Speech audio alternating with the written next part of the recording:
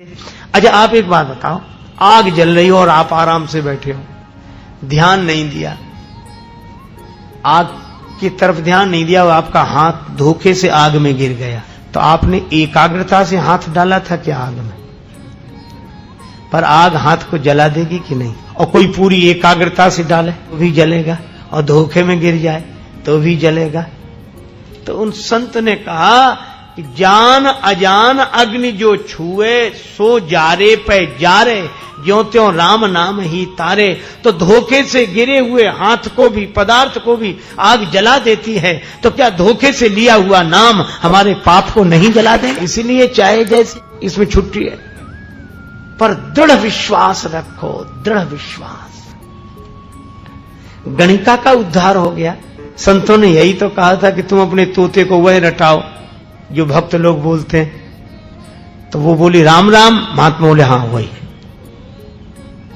क्योंकि सीधे मंत्र दे नहीं सकते थे कि भगवान नाम की अधिकारी नहीं है, और महात्मा चाहते थे कि इसका कल्याण हो जाए, तो युक्ति निकाल ली कि तुम्हारा कल्याण ऐसे होगा, तुम अपने तोते को वह पढ़ाओ जो भक्त लोग बोलते हैं।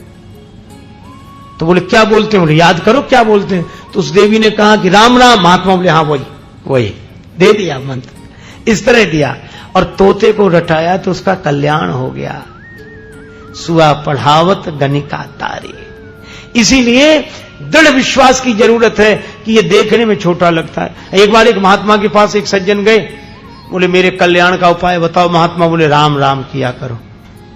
पढ़ा लिखा आदमी था, बड़ा नाराज हुआ, बोले इस जमाने में आप क्या ये सड़ी गली पुराने जमाने की बात, क्या होता राम नाम? ये राम राम राम राम क्या है? क्या राम राम राम राम कहने से कल्याण हो जाएगा? अगर राम राम राम, एक सज्जन का तर्क सुनो, उन्होंने कहा कि राम राम कहने से अगर कल्याण हो जाए तो शक्कर शक्कर कहने से मुख मीठा हो जाना चाहिए। शक्कर शक्कर कहने से कहीं मुख मीठा होता? शक्कर खाने से मुख मीठा होता।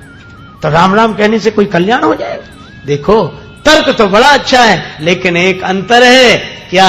का राम नाम चिन्मय है, राम नाम चैतन्य तत्व है, और शक्कर जड़ चीज है। उस जड़ की तुलना चैतन्य से कैसे करते हो?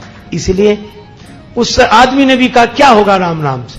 ये दो अक्षर का शब्द क्या किसी का जीवन बदलेगा? महात्माओं की जो युक्ति होती, महात्मा ने उसे गाली दे दी और डांट कर चुप, तो क्या जाने राम नाम का प्रभाव। तो जो चुप कहा तो उसको बड़ा क्रोध आया, मुझको डांटा, मुझको ललकारा और ऐसे कहा। अब लोगों ने पकड़ लिया, वो महात्मा पर झपटा और महात्मा हंसते रहे। केवल इतनी तो कहे चुप बस। अब वो अपना कभी टोपी उतार कर फेंके, कभी छड़ी फेंके, कभी ऐसे पड़ा। महात्मा हंसते रहे, लोगों ने पकड़ा, रे शांत रहो शांत रहो। उसका क्रोध कुछ कम हुआ। महात्मा बोले समझ में आई बात? बोले क्या समझ में आई? आप साधु होकर ऐसे डांट कर बोले और हमको चुप कहा, इसीलिए मुझे क्रोध आ गया। महात्मा बोले इधर आ, यही तुम्हारे प्रश्न का उत्तर था। क्या? बोले ये चुप भी तो दो अक्षर का शब्द है, और ये सुनते ही ऐसे बदल गए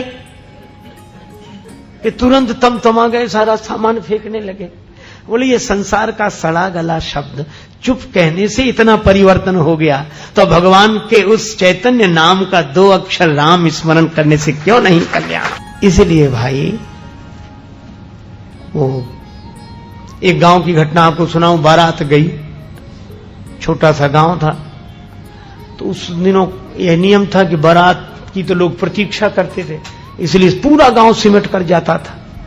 अब घर में दो चार लोग रहते थे जो रखवाली करें घर की। बारात में तो सभी जाना चाहते थे, तो दो एक लोग घर में रहे। चोरों का बड़ा डर रहता था कि सूना घर है, कोई ना कोई। तो एक आदमी अकेला था। चोरों ने देखा कि जरा पता लगावें कि इस घर में कोई है कि नहीं, तो उन्होंने पत्थर फेंका ऐसे मकान पर। वो समझ गया कि चोरों ने ये काम किया है, और चोरों को अगर ये पता लग जाएगा कि हम अकेले हैं तो अभी टूट पड़ेंगे, सारा सामान चुरा कर ले जाएंगे। वो आदमी बड़ा चालाक था, अकेला था, मकान में कोई नहीं था। अब उसने झूठे ही नाम लेने शुरू किए। जैसे ही पत्थर गिरा, बोला महेंद्र सिंह, देखना ये किसने पत्थर मारा। तुम नहीं पूछो तो सुरेंद्र सिंह से पूछ लेना। और वो कमलेश सिंह कहां सो रहे हैं, वो शेर सिंह से को जगह। अब उसने सुरेंद्र सिंह, महेंद्र सिंह, कमलेश सिंह, शेर सिंह, और शमशेर सिंह कहाँ है? चोरों ने जो सुना रे बोले बहुत भरे हैं इसमें, लौट गए। अच्छा बोलो, नाम झूठे थे और चोर सच्चे थे, पर झूठे नाम का उच्चारण करने से सच्चे चोर भाग गए कि नहीं? तो जब झूठे नाम की यह महिमा है, तो जो भगवान के सच्चे नाम का स्मरण करेगा, काम क्रोध लोभ मोह के झूठे चोर भाग जाएंगे कि नहीं? लिए मंत्र जाप मम दृढ़ विश्वास।